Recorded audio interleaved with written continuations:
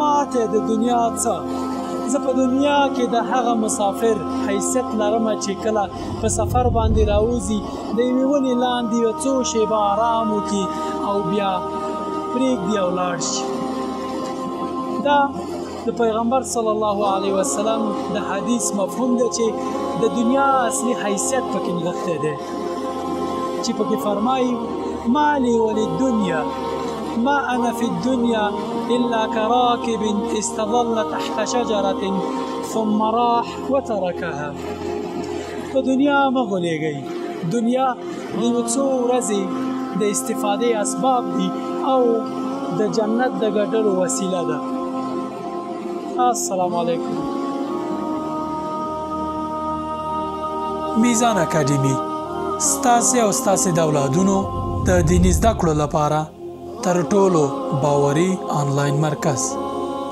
راځئ همدا نن پکې ځان راجستر کړئ، د دنیا او آخرت ښېګڼې تضمین کړئ.